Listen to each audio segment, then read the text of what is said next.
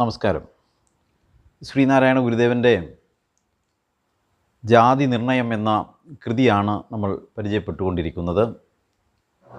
ഈ കൃതിയുടെ തുടക്കം മുതൽ നമ്മൾ ജാതിയുടെ ഇല്ലായ്മയെ ഗുരു എത്ര വ്യക്തമായാണ് അവതരിപ്പിക്കുന്നത് എന്ന് മാത്രമല്ല, ഇല്ലാത്ത ജാതിയെ ഉണ്ടാക്കുന്നതിനു വേണ്ടി കെട്ടിച്ചമച്ച കള്ളക്കഥകൾ, അത് നൂറ്റാണ്ടുകളായി ആ കള്ളക്കഥയെ വിശ്വസിപ്പിച്ച് മനുഷ്യ സമൂഹത്തെ ഇല്ലാത്ത ജാതിയുടെ പേരിൽ എന്തെല്ലാം വിഭാഗീയതയാണ്, മനുഷ്യത്വരഹിതമായ കൃത്യങ്ങളാണ് നമ്മുടെ ഭാരതത്തിൽ കൊണ്ടാടിയിരുന്നത്. അപ്പം നൂറ്റാണ്ടുകളായി നിലനിന്നിരുന്ന വിശ്വാസത്തെ ഇന്നും കൈവടിയുവാൻ ഭാരതീയർ തയ്യാറായിട്ടില്ല എന്നുള്ള വസ്തുതയാണ് സമീപകാല സംഭവ വികാസങ്ങൾ പോലും തെളിയിക്കുന്നത്. അതിനർത്ഥം ഗുരുവിൻ്റെ ജാതി നിർണയം ഈ പുരുഷ സൂക്തത്തിൻ്റെ ബ്രഹ്മാവിൻ്റെ മുഖത്തു നിന്നും, പാദത്തിൽ നിന്നും, കയ്യിൽ നിന്നും, തുടയിൽ നിന്നുമൊക്കെ ഓരോ വിഭാഗം ജനങ്ങളുണ്ടായി എന്ന് തെറ്റിദ്ധരിപ്പിക്കുന്ന ഈ പുരുഷ സൂക്തത്തെ പൂർണ്ണമായും നിഷേധിക്കുവാനും, ആ പുരുഷ സൂക്തം തെറ്റാണ്, അങ്ങനെ ഒരു പുരുഷ സൂക്തത്തിലെ പ്രതിപാദ്യത്തിന് യാതൊരു പ്രസക്തിയുമില്ല, യാതൊരു യുക്തിയുമില്ല, അതൊരിക്കലും സംഭവ്യമല്ല എന്ന ഉറച്ച ധാരണ ഭാരതീയരിൽ ഉണ്ടാക്കുക എന്നുള്ളതാണ് ശ്രീനാരായണ ഗുരുവിൻ്റെ ദർശന പഠിതാക്കളിൽ നിക്ഷിപ്തമായിരിക്കുന്ന ഏറ്റവും സുപ്രധാനമായിട്ടുള്ള ധർമ്മം. അപ്പോൾ ശ്രീനാരായണ ഗുരുവിനെ ഫോളോ ചെയ്യുന്നവർ, പിൻപറ്റുന്നവർ, ഗുരുവിനെ പഠിക്കുന്നവർ, പഠിക്കാൻ ശ്രമിക്കുന്നവർ, ഇവരെല്ലാം തന്നെ കൃത്യമായും അറിഞ്ഞിരിക്കേണ്ടുന്നത് ഒരു ദർശനം അവതരിപ്പിക്കുക എന്നുള്ളതായിരുന്നില്ല ഗുരുവിൻ്റെ ലക്ഷ്യം. മറിച്ച് ഒരു ദർശനത്തിലൂടെ, ഒരു ദർശനത്തിൻ്റെ ആവിഷ്കാരത്തിലൂടെ സമൂഹത്തെ ഗ്രസിച്ചിരിക്കുന്നതായ ഇത്തരം തെറ്റുകൾ, ഇത്തരം പോരായ്മകൾ, ഇത്തരം തെറ്റിദ്ധാരണ ജനിപ്പിക്കുന്ന അല്ലെങ്കിൽ മനുഷ്യൻ്റെ വിശ്വാസവുമായി കൂട്ടിക്കലർത്തി എക്കാലവും നിലനിർത്താൻ ശ്രമിച്ച ഈ അസംബന്ധം, അതിനെ ചോദ്യം ചെയ്യുകയും അത് സമൂഹത്തിൽ നിന്ന് അത്തരം തെറ്റായ വിശ്വാസങ്ങളെ തിരുത്തുകയും ചെയ്യുക എന്നുള്ളതിന് അതിന് ആവശ്യമായിട്ടുള്ള ആധികാരികമായിട്ടുള്ള ദാർശനിക പിൻബലമാണ് ഗുരു നമുക്ക് നൽകുന്നത്. അപ്പോൾ അതിന് ഓരോ സന്ദർഭത്തിലും ഇപ്പോൾ ഗുരു മനുഷ്യന് മനുഷ്യത്വമാണ് ജാതി, പശുക്കൾക്ക് മൃഗങ്ങൾക്ക് ഗോത്വം എങ്ങനെയാണോ ജാതിയാകുന്നത് അതുപോലെ മനുഷ്യർക്ക് മനുഷ്യത്വമാണ് ജാതി എന്നുള്ളതും, മനുഷ്യൻ എന്ന ഇനത്തിന് മനുഷ്യത്വം എന്ന ജാതിയാണുള്ളത്. മനുഷ്യത്വം എന്ന് പറയുന്ന മനുഷ്യൻ്റെ ഗുണനാമമാണ്. മനുഷ്യനൊരു ഇനമാണ്. ലോകത്ത് അനേകം ഇനം ജീവജാലങ്ങളുള്ളതിൽ ഒരു ഇനമാണ് മനുഷ്യൻ. ആ ഇനത്തിൻ്റെ ഗുണമാണ് മനുഷ്യത്വം. അപ്പോൾ ഈ ഗുണമില്ലെങ്കിൽ മനുഷ്യൻ മറ്റ് ജന്തുക്കളെ പോലെ നിഷ്ഫല ഗന്ധപുഷ്പമാം എന്ന് ഗുരു മറ്റൊരു കൃതിയിൽ പറയുന്നത് പോലെ ഒരു ഗുണവും മണവും ഇല്ലാത്ത ഒരു ജന്തുവായി മനുഷ്യൻ അധപ്പതിക്കും. അപ്പോൾ അത്തരത്തിൽ അധപ്പതിക്കാതെ മനുഷ്യൻ്റെ മനുഷ്യത്വം വികസിച്ച് അവന് പൂർണ്ണനായി ദൈവമാകുവാനുള്ള സാധ്യതയുണ്ട് എന്നുള്ള വലിയ പ്രഖ്യാപനമാണ്, ആ ദാർശനികമായ വിളംബരമാണ് ഗുരു നൽകുന്നത്. അപ്പോൾ മനുഷ്യന് ഇത്രയേറെ സാധ്യതയുണ്ട് എന്നുള്ളത് മനുഷ്യൻ തിരിച്ചറിയേണ്ടതുണ്ട്. ഈ പറഞ്ഞതുപോലെ തെറ്റായ വിശ്വാസധാരയിൽ പെട്ടുപോകുന്നതിലൂടെ മനുഷ്യന് അവൻ്റെ സാധ്യതയാണ് തിരിച്ചറിയാൻ പറ്റാതെ വരുന്നത്. അവൻ ബ്രാഹ്മണർ എന്ന് പറയുന്ന ഒരു വിഭാഗത്തിന് മാത്രമേ സാധ്യതയുള്ളൂ. അതുകൊണ്ട് ബ്രാഹ്മണരാകുക അല്ലെങ്കിൽ ബ്രാഹ്മണരോട് വിധേയപ്പെടുക എന്ന ഒരു രീതിയാണ് ഈ തെറ്റായ ധാരണയിൽ നിന്ന് നൂറ്റാണ്ടുകളായി മനുഷ്യൻ വെച്ചു പുലർത്തി പോരുന്നത്. അതിനെ തിരുത്തി എല്ലാ മനുഷ്യരും ഒന്ന് തന്നെയാണ്. മനുഷ്യർ ഒരു ജാതിയാണ്. അവരിൽ ഏറ്റക്കുറച്ചിലില്ല. അതുകൊണ്ട് മനുഷ്യൻ്റെ വികാസം എന്ന് പറയുന്നത്, മനുഷ്യൻ്റെ നന്നാകൽ എന്ന് പറയുന്നത് അവൻ്റെ സാമൂഹികവും മാനസികവും ആധ്യാത്മികവുമായിട്ടുള്ള പുരോഗതിയാണ്. അങ്ങനെ മനുഷ്യൻ നന്നാകുന്നതിനനുസരിച്ചിട്ട് അവന് മൂല്യബോധം വർദ്ധിക്കുകയും ആ മൂല്യത്തിൻ്റെ ഏറ്റവും പൂർണ്ണതയിൽ അവൻ ഒരു പൂർണ്ണ പുരുഷനായി മാറുകയും പൂർണ്ണ പുരുഷനെയാണ് ദൈവം എന്ന് തിരിച്ചറിയേണ്ടുന്നത്. അപ്പോൾ ദൈവം എന്ന് പറയുന്നത് നമ്മളിൽ നിന്ന് അന്യമായി നിൽക്കുന്ന ഒരു ശക്തിവിശേഷമല്ല, മറിച്ച് തന്നിൽ നിന്ന് അന്യമല്ലാത്ത ശക്തിവിശേഷമാണ് എന്നുള്ള വലിയ തിരുത്തലും ശ്രീനാരായണ ഗുരു നൽകുന്നുണ്ട്. അതുകൊണ്ട് യുക്തിബോധമുള്ള ചിന്താശേഷിയുള്ള ആർക്കും എന്തിനും ഉത്തരം കണ്ടെത്താൻ കഴിയുന്ന ഒരു ദർശന സംഹിതയാണ് ഗുരുവിൻ്റേത്. ആ ദർശന സംഹിതയെ ഇതര ദർശനങ്ങളോട് ചേർത്ത് വെച്ച് വ്യാഖ്യാനിക്കുമ്പോൾ ഈ ദർശനത്തിൻ്റെ തനിമ നഷ്ടപ്പെടുകയും ഇത് കൂട്ടിക്കുഴച്ച് അവ്യക്തമാക്കി സാധാരണക്കാർക്ക് മനസ്സിലാകാത്ത വിധത്തിലേക്ക് മാറ്റിക്കൊണ്ടു പോകുന്നതിലാണ് ഇന്ന് പലരുടെയും ശ്രദ്ധ. അതിന് ഉപരിയായി നമുക്ക് ഗുരുവിനെ നേരിട്ട് മനസ്സിലാക്കുന്നതിന്, ഗുരുവിനെ പഠിക്കുന്നതിന്, ഗുരുവിനെ വായിക്കുന്നതിന്, ഗുരുവിനെ വായിച്ചറിയുക. ഒരിക്കൽ ഗുരുവിൻ്റെ ഒരു വിശ്വാസിയും ഗുരുവിനോട് പറഞ്ഞു, ഗുരുവിൻ്റെ കൃതികൾ വായിച്ചിട്ട് മനസ്സിലാവുന്നില്ല, അതിന് വിശദീകരണം, വ്യാഖ്യാനം നൽകണമെന്ന്. ഗുരു പറഞ്ഞത് വ്യാഖ്യാനങ്ങളുടെ ഒന്നും ആവശ്യമില്ല, വെറുതെ വായിച്ചാൽ മതിയെന്നാണ്. അപ്പോൾ ഇങ്ങനെ വായിക്കുന്നതനുസരിച്ചിട്ട് അതിൻ്റെ അർത്ഥം നമുക്ക് തെളിഞ്ഞു വരും എന്നുള്ളതാണ് ഗുരുവിൻ്റെ ആ മറുപടിയിൽ നിന്ന് നമ്മൾ ഉൾക്കൊള്ളേണ്ടുന്ന പാഠം. അപ്പം അങ്ങനെ ഗുരുവിനെ വായിക്കുന്ന ഒരു സമൂഹം ഉണ്ടായാൽ മാത്രമേ ഗുരുവിൻ്റെ ദർശനത്തെ കലർപ്പുകളില്ലാതെ, കൂട്ടിച്ചേർക്കലുകളില്ലാതെ വ്യക്തമായി നമുക്ക് മനസ്സിലാകുകയുള്ളൂ. അപ്പം അതിനുള്ള ശ്രമമാണ് നമ്മൾ ഗുരുഗ്രാമം ചെയ്തുകൊണ്ടിരിക്കുന്നത്. അപ്പം കഴിഞ്ഞ ക്ലാസ്സുകളിലായി നമ്മൾ ജാതി ദർശനം, ഗുരുവിൻ്റെ ജാതി ദർശനം മനസ്സിലാക്കാൻ ശ്രമിക്കുകയും അതിലൂടെ ഗുരു മുന്നോട്ട് വച്ച ഒരു സനാതന ധർമ്മത്തെ പരിചയപ്പെടുകയും ചെയ്തു. നമ്മുടെ ഓർമ്മ വെച്ച കാലം മുതൽ നമ്മൾ കേട്ട് വളരുന്ന ഒരു ജാതി, ഒരു മതം, ഒരു ദൈവം, മനുഷ്യന് എന്നുള്ള ഗുരുവിൻ്റെ ഏറ്റവും പ്രചാരം നേടിയ സന്ദേശം വാസ്തവത്തിൽ ഒരു സനാതന ധർമ്മമാണ് എന്നായിട്ടാണ് ഗുരു കൽപ്പിക്കുന്നത്. അപ്പം നമ്മൾ ഈ സനാതന ധർമ്മം എന്നുള്ളത് എന്താണെന്ന് മനസ്സിലാക്കാതെ ഈ വാക്ക് നിരന്തരം ഉപയോഗിക്കുന്നു എന്നുള്ളതല്ലാതെ ഈ സനാതനം എന്നുള്ള അതുകൊണ്ട് അർത്ഥമാക്കുന്നത് എന്ത് എന്നുള്ളത് തിരിച്ചറിഞ്ഞിരുന്നില്ല. എന്നാൽ ഗുരു വളരെ വ്യക്തമായി ഒരു പുത്തൻ സനാതന ധർമ്മത്തെ ആവിഷ്കരിക്കുകയാണ് ചെയ്യുന്നത്. അതും ഈ കൃതിയിലൂടെയാണ് എന്നുള്ളതാണ് ഈ കൃതിയെ കൂടുതൽ മഹത്വവത്കരിക്കുന്നത്. അപ്പോൾ ഒരു ജാതി, ഒരു മതം, ഒരു ദൈവം, മനുഷ്യന് എന്നുള്ളത് ഒരു സനാതന ധർമ്മമാണെന്നും ഈ സനാതന ധർമ്മത്തെ പിൻപറ്റുന്നവർ ചേർന്ന് ഒരു മതമായി രൂപപ്പെടുന്നതും അഭികാമ്യമാണ് എന്നും ഗുരു കൽപ്പിച്ചിട്ടുണ്ട്. കാരണം മതമെന്ന് പറയുന്നത് വിധേയപ്പെടുത്തലല്ല, അത് വിശ്വാസ സ്വാതന്ത്ര്യത്തെ വളർത്തുന്നതാണ് ആകണം. അത് സംസ്കൃത ചിത്തരായിട്ടുള്ളവർക്കെല്ലാം അത് സ്വീകാര്യമാവുന്നതുമാകണം. അങ്ങനെ സംസ്കൃത ചിത്തരായിട്ടുള്ളവർക്കെല്ലാം സ്വീകാര്യവും മതസ്വാതന്ത്ര്യം അനുവദിക്കുന്നതുമായ ഒരു മതമാണ് ഗുരു പ്രതീക്ഷിച്ചത്, ഉണ്ടാകാൻ ആഗ്രഹിച്ചത്. അങ്ങനെ ഒരു മതത്തിൻ്റെ അനിവാര്യത ഇന്നും സമൂഹത്തിൽ ഉണ്ട് എന്നുള്ള വസ്തുതയും നമ്മൾ ഈ സന്ദർഭത്തിൽ തിരിച്ചറിയേണ്ടുന്നതാണ്. അപ്പോൾ ഗുരുവിൻ്റെ ഒരു ജാതി എങ്ങനെ സനാതനമാകും, ഒരു മതം എങ്ങനെ സനാതനമാകും, ഒരു ദൈവം എന്നുള്ള കൽപ്പന എങ്ങനെ സനാതനമാകും എന്നുള്ളതൊക്കെ നമ്മൾ ഇതിനു മുൻപ് മനസ്സിലാക്കാൻ ശ്രമിച്ചു.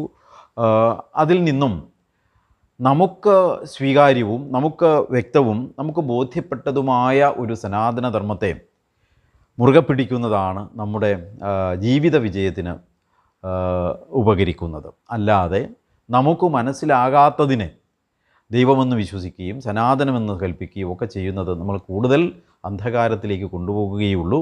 അത് കൂടുതൽ അനിശ്ചിതത്വങ്ങളും അതേപോലെ അവ്യക്തതകളും ഉണ്ടാക്കുകയുള്ളൂ. ഈ അനിശ്ചിതത്വങ്ങളും അവ്യക്തതകളുമാണ് വാസ്തവത്തിൽ കാലാകാലങ്ങളായി ചൂഷണത്തിന് കാരണമാകുന്നത്. നമുക്ക് വ്യക്തമായ ധാരണയും കാഴ്ചപ്പാടുമുണ്ടെങ്കിൽ നമ്മളെ ആർക്കും ബൗദ്ധികമായി ചൂഷണം ചെയ്യുവാൻ സാധിക്കുകയില്ല. അപ്പം കാലാന്തരത്തിൽ വരുന്ന തലമുറകളെ ഒരു കാരണവശാലും ബൗദ്ധികമായി ചൂഷണം ചെയ്യാതിരിക്കുന്നതിന് വേണ്ടിയാണ് ഗുരു ഇത്ര വ്യക്തമായി ഈ കൃതി രചിക്കുകയും അതിൻ്റെ സാധ്യതകളെ, മനുഷ്യൻ്റെ സാധ്യതകളെ ഇതിലുള്ളടക്കം ചെയ്തിരിക്കുകയും ചെയ്യുന്നത്. ഈ ഒരു ഇത്രയും കാര്യങ്ങളാണ് നമ്മൾ ഇതിൻ്റെ മുന്നോടിയായി കഴിഞ്ഞ എപ്പിസോഡുകളിലായി നമ്മൾ കണ്ടറിഞ്ഞത്. ഇനി നമുക്ക് ഈ കൃതിയുടെ ഏതാണ്ട് അവസാന ഭാഗത്തേക്ക് പ്രവേശിക്കാം. ഗുരു പറയുകയാണ്, തൊട്ടു മുൻപിൽ നമ്മൾ ബ്രാഹ്മണനും അതേപോലെ പറയനും ഉണ്ടാകുന്നത് ഒരേ മനുഷ്യ സ്ത്രീയിൽ നിന്നാണ്. അപ്പം മനുഷ്യർ ഒരു ജാതിയാണ്, ഒരു യോനി, ഒരാകാരം, ഒരു ഭേദവും ഇല്ലതിൽ. അപ്പം മനുഷ്യ സ്ത്രീയിൽ നിന്നു ജനിക്കുന്ന സന്തതികളെ എല്ലാം വിളിക്കേണ്ടുന്ന പേരാണ് മനുഷ്യർ. അതിൽ പിന്നെ ബ്രാഹ്മണരെന്നോ ക്ഷത്രിയരെന്നോ വൈശ്യരെന്നോ ശൂദ്രരെന്നോ എന്നുള്ള തരംതിരിവോ അതേപോലെ തന്നെ അത്തരത്തിൽ പെടാത്ത അവർണരെന്നോ സവർണരെന്നോ ഉള്ള വേർതിരിവുകളോ ഇത്തരം ഒന്നും തന്നെ നിലനിൽക്കാൻ പാടുള്ളതല്ല, അതങ്ങനെ ഉള്ളതല്ല. അതുകൊണ്ട് തന്നെ അത് നിലനിൽക്കുകയുമില്ല. എന്നാൽ ഇല്ലാത്തതിനെ നിലനിർത്തുന്നതിന് വേണ്ടിയാണ് ഭാരതത്തിൽ കലാകാലങ്ങളായി തത്രപ്പാട് ചെയ്തുകൊണ്ടിരിക്കുന്നത്. അപ്പം മനുഷ്യൻ ഒരു ജാതിയാണ് എന്ന് തിരിച്ചറിയുവാൻ നമുക്ക് സാധിക്കണം. അപ്പോൾ ആ മനുഷ്യൻ ഒരു ജാതിയാണ് എന്നുള്ളത് സ്ഥാപിക്കുന്നതിന് വേണ്ടി ഗുരു പല ഉദാഹരണങ്ങളും നമുക്ക് നൽകുന്നുണ്ട്. അപ്പോൾ പറച്ചിയിൽ നിന്ന് പണ്ട് പരാശര മഹാമുനി പിറന്നു. അപ്പോൾ ഈ നമ്മൾ ചരിത്രമെടുത്ത് നോക്കിയാൽ ഇപ്പം മനുഷ്യകുലത്തിൽ, മനുഷ്യജാതിയിൽ പറയനെന്നും ബ്രാഹ്മണനെന്നുമെന്നുള്ള വേർതിരിവുണ്ടാകുവാൻ ഒരു സാധ്യതയുമില്ല എന്ന് ഗുരു കൽപ്പിക്കുന്നു. അത് ബുദ്ധിക്ക് അല്ലെങ്കിൽ യുക്തിക്ക് നിരക്കുന്ന തരത്തിലാണ് ഗുരു അത് പ്രഖ്യാപിക്കുന്നത്. പറയൻ താനും എന്നുള്ളതന്തരം എങ്ങനെയാണ് നരജാതിയിലുണ്ടാകുക? അപ്പോൾ പറച്ചിയിൽ നിന്ന് പണ്ട് പരാശര മഹാമുനി പിറന്നു എന്ന് ഗുരു ഇതിൻ്റെ അവസാനമായി പറയുന്നത് ഈ ഉണ്ടാക്കി വച്ചിരിക്കുന്ന ജാതിക്കൊന്നും ഒരു താത്വികമായ അടിത്തറയുമില്ല എന്ന് സ്ഥാപിക്കുന്നതിന് വേണ്ടിയാണ്. ഒരു തരംതിരിവിനും, മനുഷ്യരെ തമ്മിൽ വേർതിരിക്കുന്ന ജാതിഭേദത്തിനിടം നൽകുന്ന ഒന്നിനും യാതൊരു യുക്തിസഹമായ അടിത്തറയുമില്ല. ഇപ്പം ഭാരതീയരെ സംബന്ധിച്ചിടത്തോളം വലിയ പ്രാധാന്യത്തോടു കൂടി അന്നും ഇന്നും കാണുന്നത് ബ്രഹ്മാവിൻ്റെ മുഖത്തു നിന്ന് വന്നു എന്ന് പ്രചരിപ്പിക്കുന്ന ബ്രാഹ്മണരെയാണ്. അപ്പോൾ ബ്രാഹ്മണ ആധിപത്യമാണ് കാലാകാലങ്ങളായി നിലനിൽക്കുന്നത്. ബ്രാഹ്മണരോട് വിധേയപ്പെടുവാൻ, ബ്രാഹ്മണ്യത്തിന് കീഴ്പ്പെടുവാനുള്ള പ്രവണതയാണ് സമൂഹത്തിൽ ഇവിടെയും കാണുന്നത്. അപ്പോൾ ഇപ്പം നമ്മൾ തൊട്ടു മുന്നേ ഉള്ള എപ്പിസോഡിൽ സൂചിപ്പിച്ചു, ജാതി ചിലർക്ക് അഭിമാനവും ചിലർക്ക് അപമാനമാവുന്നത് എങ്ങനെയാണ്. ഇപ്പം ചിലരെ സംബന്ധിച്ചിടത്തോളം ജാതി പറയുന്നത്, ഇപ്പം നമുക്കറിയാം, പേരിനേക്കാൾ പ്രാധാന്യത്തോടു കൂടിയാണ് ജാതി ശബ്ദത്തെ ഉപയോഗിക്കുന്നത്. പേരിനെ അതിൻ്റെ ആദ്യാക്ഷരത്തിൽ ഒതുക്കിയിട്ട് ജാതിയെയാണ് ഉയർത്തിക്കാട്ടുന്നത്. അപ്പോൾ ജാതിക്ക് അത്രയും പ്രാധാന്യം ഒരു കൂട്ടർ നൽകുകയും എന്നാൽ മറുകൂട്ടരെ ജാതി പറയുകയോ ജാതിപരമായിട്ടുള്ള ആക്ഷേപങ്ങൾ നടത്തുകയോ ചെയ്താൽ ജാതിപരമായ പരാമർശം പോലും ആക്ഷേപമായിട്ടാണ് കണക്കാക്കുന്നത്. അപ്പോൾ ഈ ഒരു വൈരുദ്ധ്യം എങ്ങനെയാണ് മനുഷ്യജാതിയിൽ ഉണ്ടാകുന്നത് എന്ന് ഗുരു ചോദിക്കുന്നുണ്ട്. പറയനും താനും തമ്മിലുള്ള ഈ അന്തരം എങ്ങനെയാണ് മനുഷ്യ സമൂഹത്തിൽ ഉണ്ടാകുന്നത്? അപ്പോൾ ഒരു കൂട്ടർക്ക് ഇത് അഭിമാനമാവുകയും മറ്റൊരു കൂട്ടർക്ക് അപമാനമാവുകയും ചെയ്യുന്നത് എങ്ങനെയാണ്?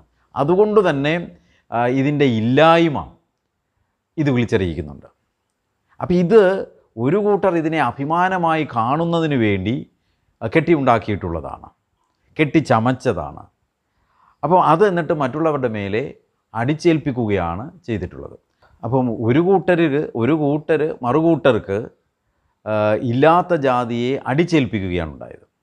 അപ്പോൾ ഈ അടിച്ചേൽപ്പിക്കപ്പെട്ടവരെ സംബന്ധിച്ചിടത്തോളം ഇത് അപമാനമാണ്. കാരണം അവർക്ക് തന്നെ അറിയാം ഇത് അടിച്ചേൽപ്പിച്ചതാണ്, നീ പറയനാണ്, നീ പുലയനാണ്, നീ അവർണനാണ് എന്നൊക്കെ അവൻ്റെ മേലെ അടിച്ചേൽപ്പിച്ചിട്ട് അവനെ കീഴ്പ്പെടുത്തി അവൻ്റെ ബുദ്ധിയെയും ചിന്തയെയും ഒക്കെ എന്തു ചെയ്യുന്നു, ഈ തരത്തിൽ ഒരു അപകർഷതാബോധമുണ്ടാക്കുന്ന തരത്തിലേക്ക് ഈ ജാതി ശബ്ദത്തെ പ്രയോഗിച്ച് അവനെ അപകർഷതപ്പെടുത്തി ഒരു കാരണവശാലും അവന് സമൂഹത്തിൻ്റെ മുഖ്യധാരയിലേക്ക് എത്തപ്പെടുവാനുള്ള അല്ലെങ്കിൽ കടന്നു വരുവാനുള്ള ഒരു ആർജവം അവനിൽ ഇല്ലാതാക്കുകയാണ് ഈ അടിച്ചേൽപ്പിക്കലിലൂടെ ചെയ്യുന്നത്.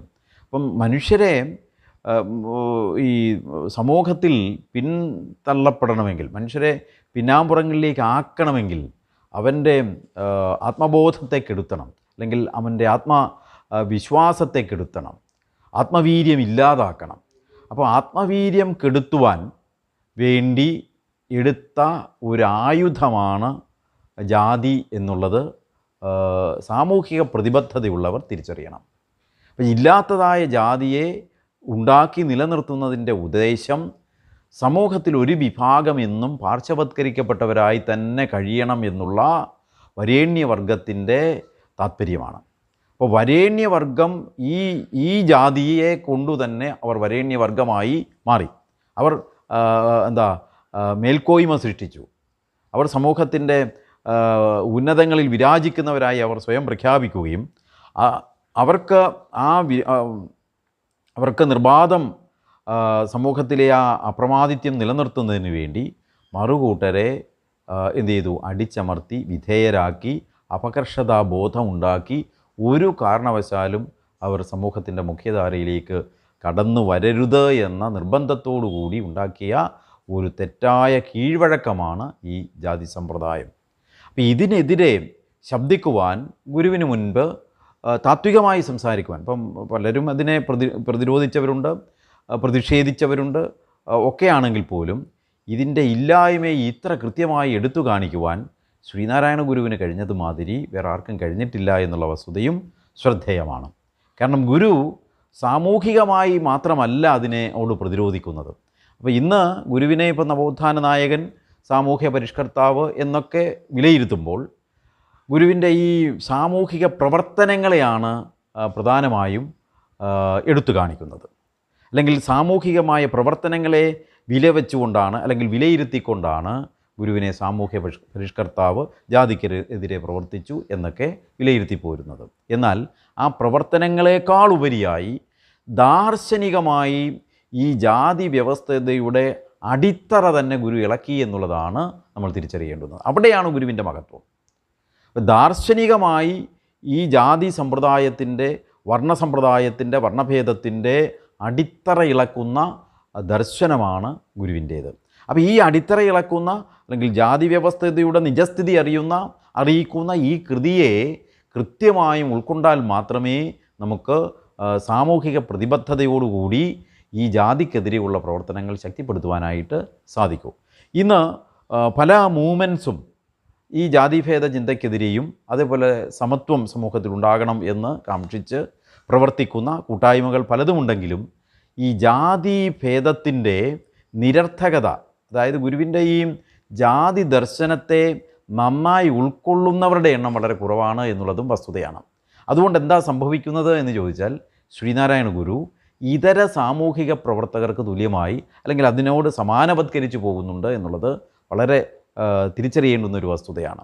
അപ്പോൾ ജാതിഭേദത്തിനെതിരെ പ്രവർത്തിച്ച അല്ലെങ്കിൽ ജാതീയമായ ഈ അസമത്വത്തിനെതിരെ പ്രവർത്തിച്ച ധാരാളം ഉത്പതിഷ്ണുക്കൾ കേരളത്തിൽ നമുക്ക് കാണാൻ സാധിക്കും, ഇന്ത്യയിൽ നമുക്ക് കാണാൻ സാധിക്കും.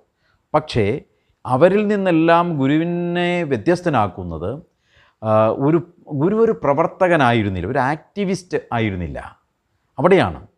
പക്ഷേ ഈ ഗുരുവിനോട് ചേർത്ത് വെച്ച് പറയുന്നവരെല്ലാം തന്നെ ആക്ടിവിസ്റ്റുകളായിരുന്നു, പ്രവർത്തകരായിരുന്നു, ജാതിക്കെതിരെ പ്രവർത്തിച്ചവരായിരുന്നു. അപ്പോൾ ഗുരുവിൻ്റെ പ്രവർത്തനത്തിന് അതിൽ നിന്ന് വ്യത്യസ്തമാകുന്നതെന്ന് വെച്ചാൽ ഗുരു ഒരു ദാർശനികമായ നിലയിൽ നിന്നുകൊണ്ടാണ് ഈ വിഷയത്തെ കാണുകയും പ്രതികരിക്കുകയും ചെയ്തത്. മറ്റുള്ളവർക്ക് ആ ദാർശനികതയിൽ നിന്നുകൊണ്ടല്ല, സാമൂഹികമായ തലത്തിൽ നിന്നുകൊണ്ട്. ഇപ്പം അംബേദ്കർ ആയിരുന്നാലും അയ്യൻകാളി ആയിരുന്നാലും പണ്ഡിറ്റ് ആ കാലഘട്ടത്തിലുണ്ടായിരുന്ന എല്ലാ മഹത്തുക്കളും ജാതിഭേദത്തിനെതിരെ പ്രവർത്തിച്ചത് ആ സാമൂഹികമായ യാഥാർത്ഥ്യത്തിൽ നിന്നുകൊണ്ടാണ്. എന്നാൽ ഈ സാമൂഹികമായ യാഥാർത്ഥ്യങ്ങൾക്ക് അടിസ്ഥാനമായിട്ടുള്ള ഒരു ദാർശനികമായ യാഥാർത്ഥ്യമുണ്ട്. ആ ദാർശനികമായ യാഥാർത്ഥ്യം ബോധ്യപ്പെട്ടിട്ടാണ് ശ്രീനാരായണ ഗുരു ഈ വിഷയത്തെ അഡ്രസ്സ് ചെയ്യുന്നത്. ഈ വ്യത്യാസം പലരും തിരിച്ചറിയുന്നില്ല എന്നുള്ളത് നമ്മൾ ശ്രദ്ധിക്കേണ്ടുന്ന കാര്യമാണ്. അതുകൊണ്ട് എന്താ സംഭവിക്കുന്നത്? നേരത്തെ ഞാൻ സൂചിപ്പിച്ചതുപോലെ ശ്രീനാരായണ ഗുരുവിനെയും അയ്യൻകാളിയെയും പിന്നെ മറ്റ് ചട്ടമ്പി സ്വാമികളെയും ഒക്കെ ഒരേപോലെ കാണുന്ന, സമാനമായി കാണുന്ന ഒരു രീതി ശക്തിപ്പെട്ടും വരുന്നുണ്ട്. കാരണം ഈ ദാർശനികതയെ വിസ്മരിച്ചുകൊണ്ടുള്ള സാമൂഹിക പ്രാധാന്യം മാത്രം കൊടുത്തുകൊണ്ട്, സാമൂഹിക പ്രാധാന്യത്തെ മാത്രം ഗൗരവമായി കണ്ടുകൊണ്ട് ഈ വിഷയത്തെ സമീപിക്കുമ്പോൾ ഈ സമാനവത്കരണത്തിനുള്ള സാധ്യത വളരെ കൂടുതലാണ്. അപ്പോൾ സാമൂഹികമായി മാത്രം ഈ വിഷയത്തെ കാണാതെ ഇതിൻ്റെ ദാർശനികമായ അടിത്തറ കൂടി അറിഞ്ഞുകൊണ്ട് ഈ സാമൂഹികമായി പ്രതികരിച്ചാൽ മാത്രമേ അത് വിജയം വരിക്കൂ എന്നുള്ളതും സത്യമാണ്. ഇപ്പോൾ ഗുരുവിൻ്റെ കാലഘട്ടത്തിൽ ഗുരുവിനോട് ചേർന്ന് നിന്ന് വരുന്നവരെല്ലാം തന്നെ ഈ സാമൂഹിക യാഥാർത്ഥ്യത്തോടൊപ്പം അതിൻ്റെ ഇല്ലായ്മ നന്നായി ബോധ്യപ്പെട്ടിട്ടാണ് പ്രവർത്തിച്ചിരുന്നത്. ഇപ്പോൾ സഹോദരൻ അയ്യപ്പനൊക്കെ പിന്നെ ഗുരുവിനെ പിൻപറ്റിയത് അവർക്കൊരു സംശയവും ഇല്ല ഈ വിഷയത്തിൽ, ഇതില്ലാത്തതാണ് എന്നുള്ളത്. അപ്പം ഈ ദാർശനികമായ അടിത്തറ ഇല്ലാത്തത് കൊണ്ടാണ് ഇന്ന് പലരും പരോക്ഷമായി ഈ ഗുണകർമ്മവാദത്തെയൊക്കെ അംഗീകരിക്കുന്നത്. അപ്പോൾ ഗുണകർമ്മവാദത്തെ നിഷേധിക്കുന്നു എന്ന് പറയുന്നവർ പോലും പരോക്ഷമായി ഗുണകർമ്മവാദത്തെ അംഗീകരിക്കുകയും ഈ വർണ്ണാശ്രമധർമ്മത്തെ ഊട്ടിയുറപ്പിക്കുകയും ചെയ്യുന്നുണ്ട്. വളരെ ഗുരുപക്ഷത്ത് നിന്നുകൊണ്ട് ചിന്തിക്കുന്ന നല്ല ഒരു പഠിതാവ് എന്നുവെച്ചാൽ ഗുരുവിൻ്റെ നല്ലൊരു ധർമ്മപ്രചാരകനായിട്ടുള്ള ആൾ സൂചിപ്പിക്കുന്നത് ഞാൻ കേട്ടു. അപ്പോൾ നമ്മളിപ്പോൾ എവിടെ നോക്കിയാലും ഈ പറഞ്ഞതുപോലെ ഒരു പ്രസ്ഥാനമായിരുന്നാലും രാഷ്ട്രീയ പ്രസ്ഥാനമായിരുന്നാലും ഒരു സംഘടനയായിരുന്നാലും ഒക്കെ അതിൻ്റെ ബുദ്ധികേന്ദ്രമായി പ്രവർത്തിക്കുന്നവർ ഉണ്ട്. ഇപ്പോൾ ഏത് രാഷ്ട്രീയ പ്രസ്ഥാനത്തെ എടുത്താലും അതിൻ്റെ ബുദ്ധികേന്ദ്രങ്ങളായിട്ടുള്ളവരുണ്ട്. അതേപോലെ തന്നെ അതിൻ്റെ ഫണ്ട് നിയന്ത്രിക്കുന്നവർ, ഫണ്ട് ശേഖരിക്കുന്നവരുണ്ട്. അതേപോലെ അതിനുവേണ്ടി കായികമായി അധ്വാനിക്കുന്നവരുണ്ട്. അതേപോലെ അതിനുവേണ്ടി ദാസ്യവേല അല്ലെങ്കിൽ പോസ്റ്റർ ഒട്ടിക്കാനും പിന്നെ ഇംഗ്രാവ് വിളിക്കാനും പ്രകടനം നടത്തുന്നവരുണ്ട്.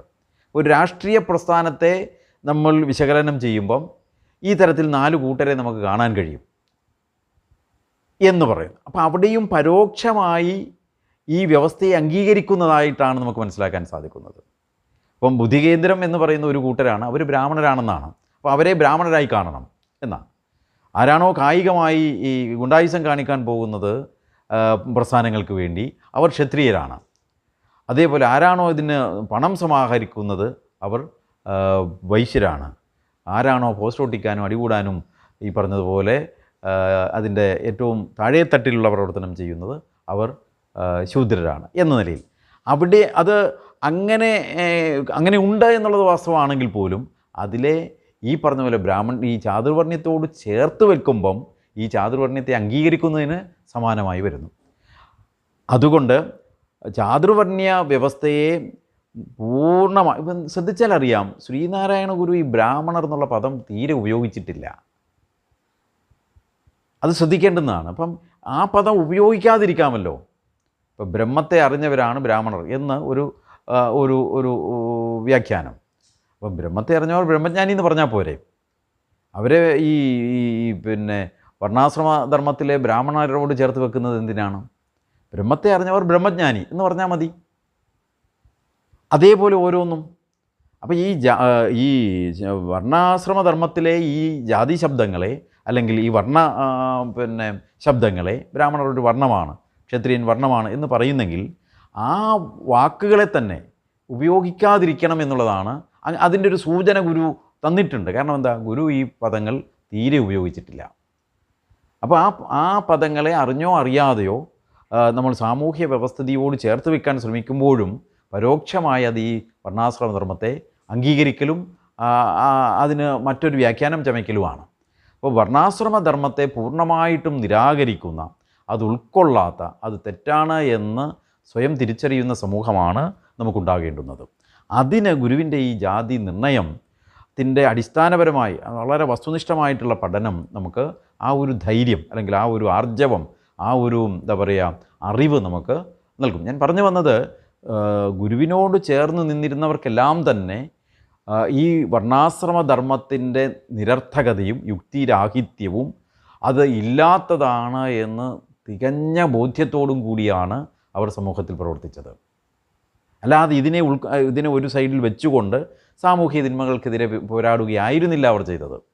അവരുടെ ഓരോരുത്തരുടെയും ടി കെ മാധവൻ്റെയും സഹോദരൻ അയ്യപ്പൻ്റെയും സി വി കുഞ്ഞിരാമൻ്റെയും സി കേശവൻ്റെയും ഒക്കെ പ്രവർത്തനങ്ങളെ എടുത്തു നോക്കിയാൽ നമുക്ക് കൃത്യമായും മനസ്സിലാവും അവർക്കിത് 100% ബോധ്യമായിരുന്നു ഈ വർണ്ണാശ്രമ ധർമ്മം എന്നുള്ളത് തെറ്റായ കെട്ടുകഥയാണ്, അത് സമൂഹത്തെ ദുഷിപ്പിക്കുന്നതിന് വേണ്ടി ഉണ്ടാക്കിയിട്ടുള്ളതാണ് എന്നുള്ളത്. അപ്പോൾ അതുകൊണ്ട് തന്നെ അവരുടെ എല്ലാ പ്രവർത്തനങ്ങളും ഈ വർണ്ണാശ്രമധർമ്മത്തെ നിരാകരിക്കുന്നതിന് വേണ്ടിയിട്ടുള്ളതായിരുന്നു. അപ്പോൾ വർണ്ണാശ്രമധർമ്മത്തെ നിരാകരിക്കുന്നതിലൂടെ തന്നെ സ്വാഭാവികമായും സംഭവിക്കുന്നതാണ് ജാതിഭേദത്തിൻ്റെ നാശം. പക്ഷേ സാമൂഹികമായി ജാതീയമായ ഉച്ചനീചത്വങ്ങൾക്കെതിരെ വിഭാഗീയതയ്ക്കെതിരെ പെരുമാറുകയും ഉള്ളിൽ വർണ്ണാശ്രമധർമ്മത്തെ ഉൾക്കൊള്ളുകയും ചെയ്യുന്ന പ്രവർത്തകരാണ് ഇന്ന് സമൂഹത്തിൽ കൂടുതൽ.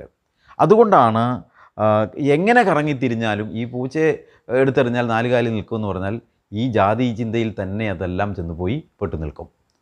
അപ്പോൾ നമുക്ക് ജാതിഭേദമില്ലാത്തതാണ് എന്ന് കൃത്യമായും ബോധ്യപ്പെട്ട് വർണ്ണാശ്രമധർമ്മം തെറ്റായ കാര്യമാണ്, വർണ്ണാശ്രമധർമ്മം എന്നുള്ളത് തെറ്റിദ്ധരിപ്പിക്കുന്നതിന് വേണ്ടിയും ജാതിയെ എക്കാലത്തും നിലനിർത്തുന്നതിന് വേണ്ടിയും ഉണ്ടാക്കിയിട്ടുള്ളതാണ് എന്ന നല്ല തിരിച്ചറിവ് നമുക്ക് ഉണ്ടാകേണ്ടതുണ്ട്. ഗുരു ആ തിരിച്ചറിവ് ഉണ്ടാകുന്നതിന് വേണ്ടിയാണ് ഈ സാമൂഹ്യമായി നമ്മൾ ഇപ്പം വേദം പകുത്ത വ്യാസൻ ഉണ്ടായത് മുക്കുവ സ്ത്രീയിൽ നിന്നാണ്, മത്സ്യ കന്യകയിൽ നിന്നാണ് എന്ന് പറയുമ്പം ഇത് തമ്മിലുള്ള എന്നുവെച്ചാൽ ഒരു അറിവും ബ്രാഹ്മണ്യവുമായി യാതൊരു ബന്ധവുമില്ല എന്നുള്ളത് ഗുരു വ്യക്തമാക്കുകയാണ്.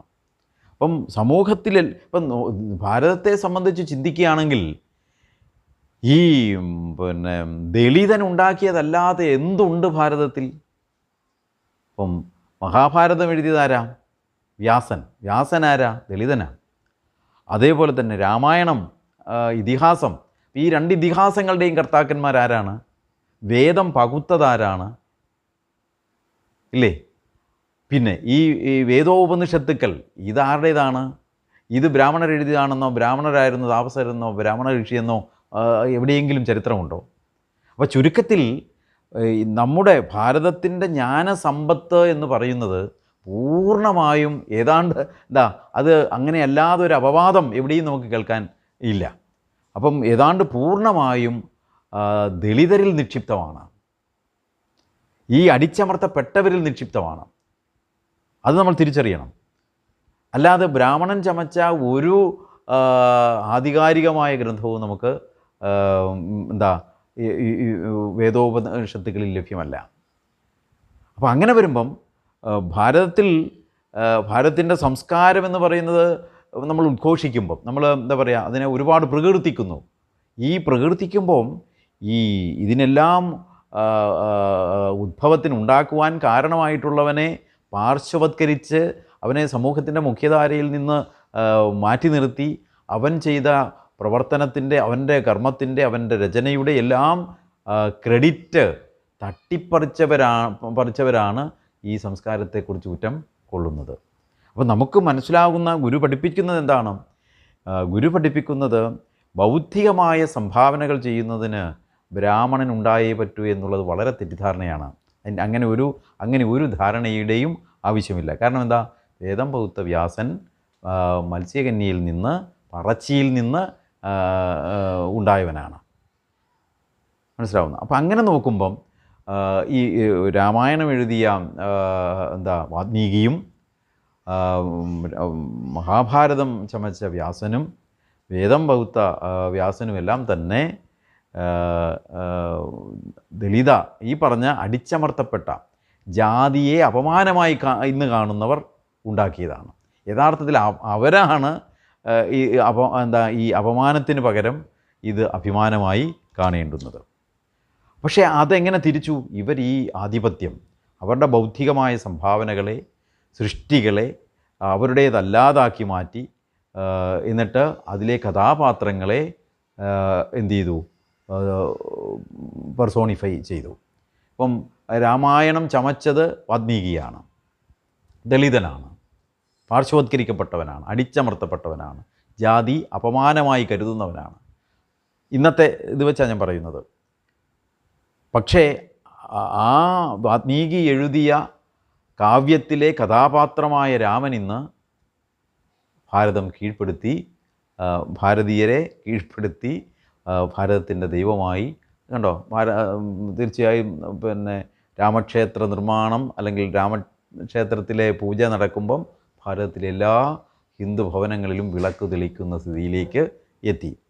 അവിടെ മറയ്ക്കപ്പെട്ടതാരാ? എന്നാൽ വാൽമീകിയുടെ ജനനത്തിന് ഇന്ത്യയിലെ ആരെങ്കിലും വിളക്ക് കൊളുത്തുന്നുണ്ടോ? അപ്പം വാൽമീകി രചിച്ച കാവ്യത്തിലെ കഥാപാത്രമായ രാമന് വേണ്ടി നിർമ്മിച്ച ക്ഷേത്രത്തിൽ പ്രതിഷ്ഠ നടക്കുമ്പോൾ ഭാരതത്തിലുള്ള സകല ഹൈന്ദവനും വിളക്ക് കൊളുത്തുവാൻ തക്കവണ്ണം അവൻ്റെ മനോഗതി മാറ്റപ്പെട്ടു. അവൻ്റെ അറിവിനെ അത്ര കണ്ട് ടെസ്റ്റ് ചെയ്യിച്ചു. അപ്പോൾ ഈ കഥാപാത്രങ്ങളെ പൂജിക്കുകയും കഥാപാത്രങ്ങളുടെ സൃഷ്ടാവായിട്ടുള്ള മഹാത്മാക്കളെ, ഗുരുക്കന്മാരെ പാർശ്വവത്കരിക്കുകയും വിസ്മരിക്കുകയും ചരിത്രത്തിൽ നിന്ന് ആട്ടിയകറ്റുകയും ചെയ്ത പാരമ്പര്യമാണ് ഭാരതത്തിൻ്റേത് എന്ന് പറയാതിരിക്കുവാൻ നിവർത്തിയില്ല. അപ്പോൾ കൃഷ്ണൻ സജീവമായി ഈ ഭാരതീയരുടെ ഹൃദയത്തിലുണ്ട്. അപ്പോൾ കൃഷ്ണനെ ദൈവമല്ലെന്ന് ആർക്കെങ്കിലും പറയാൻ സാധിക്കുമോ? പറഞ്ഞാൽ അവൻ്റെ സ്ഥിതി എന്താ? പക്ഷേ കൃഷ്ണൻ മഹാഭാരതത്തിലെ കഥാപാത്രമാണെന്ന് പറയാൻ കഴിയുന്നവർ ഭാരതത്തിൽ ഇല്ലാതായിക്കൊണ്ടിരിക്കുന്നു എന്നുള്ളതാണ് ഭാരതത്തിൻ്റെ ഏറ്റവും വലിയ ദുരന്തം. പക്ഷേ ആ ദുരന്തം ഇന്ന് ആഘോഷമാക്കി മാറ്റിയിരിക്കുകയാണ്. ഭാരതത്തിൽ കൃഷ്ണൻ മഹാഭാരതത്തിലെ കഥാപാത്രമാണ്, മഹാഭാരതം ഒരു കഥയാണ് എന്ന് പറയുവാൻ കെൽപ്പുള്ള ഭാരതീയർ ഇന്ന് ഭാരതത്തിൽ ഇല്ലാതായിരിക്കുന്നു. ഇപ്പം ഞാൻ ഓർമ്മിക്കുന്നുണ്ട്, നമ്മുടെ രാമജന്മഭൂമി വിഷയം വന്നപ്പം ഇപ്പം ക്ഷേത്രം ഇപ്പോൾ ഉണ്ടാക്കപ്പെട്ടു.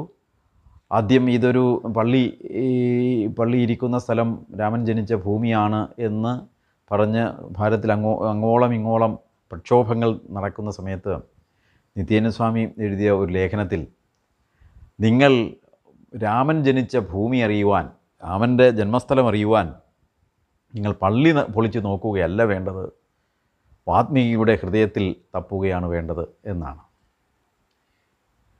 ഭാരതത്തിൽ അങ്ങനെ പറയുവാൻ ആർജവമുള്ള ഒരു ശിഷ്യ പരമ്പരയുണ്ടെങ്കിൽ അത് നാരായണ ഗുരുവിൻ്റെ ശിഷ്യ പരമ്പരയ്ക്ക് മാത്രമായിരിക്കും. നിങ്ങൾ പള്ളി പൊളിച്ചിട്ട് ശ്രീരാമൻ്റെ ജന്മസ്ഥലം കണ്ടെത്താൻ ശ്രമിക്കുന്നത് മൗഢ്യമാണ് എന്നും, നിങ്ങൾക്ക് രാമനോട് വിധേയത്വമുണ്ട്, ആത്മാർത്ഥതയുണ്ട്, രാമൻ്റെ ജന്മസ്ഥലം അറിയണം എന്ന ആഗ്രഹമുണ്ട് എങ്കിൽ, ആ ആഗ്രഹം ആത്മാർത്ഥതയുള്ളതാണ് എങ്കിൽ നിങ്ങൾ തൽപ്പേണ്ടത് വാൽമീകിയുടെ ഹൃദയത്തിലാണ്. കാരണം രാമൻ ജനിച്ചത് വാൽമീകിയുടെ ഹൃദയത്തിലാണ് എന്ന് സമൂഹത്തെ ബോധ്യപ്പെടുത്തുവാൻ ശ്രീനാരായണ ഗുരുവിൻ്റെ ശിഷ്യപരമ്പരയ്ക്ക് മാത്രമാണ് സാധിക്കുക. പക്ഷേ ആ ശിഷ്യപരമ്പരയും ഇന്ന് ഈ അന്ധവിശ്വാസത്തിൻ്റെ അല്ലെങ്കിൽ സൃഷ്ടാവിനെ വിസ്മരിച്ച് സൃഷ്ടിയെ പ്രകീർത്തിക്കുന്ന സംസ്കാരത്തിലേക്ക് കൂപ്പുകുത്തിയിരിക്കുകയാണ്. അവിടെയാണ് പ്രതീക്ഷ നഷ്ടപ്പെടുന്നത്.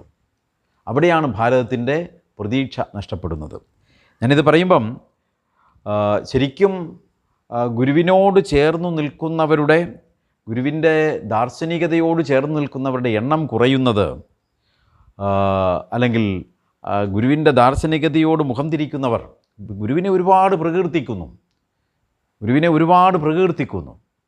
ഇപ്പം മുൻപൊക്കെ നമ്മൾ ശ്രദ്ധിച്ചാൽ അറിയാം, ഗുരുവിൻ്റെ ഒരു ചിത്രം വാങ്ങുമ്പോൾ ആ ചിത്രത്തിൻ്റെ അടിയിലോ മുകളിലോ ഒക്കെ ഗുരുവിൻ്റെ ഒരു സന്ദേശമായിരുന്നു ആലേഖനം ചെയ്ത് കണ്ടിരുന്നത്. ഇപ്പോൾ ഒരു ജാതി, ഒരു മതം, ഒരു ദൈവം, മനുഷ്യന് എന്ന ഒരു സന്ദേശം ഗുരുവിൻ്റെ ചിത്രത്തിൻ്റെ താഴെയോ മുകളിലോ അച്ചടിക്കുമായിരുന്നു. അല്ലെങ്കിൽ മതം ഏതായാലും മനുഷ്യൻ നന്നായാൽ മതി എന്ന് അച്ചടിക്കുമായിരുന്നു.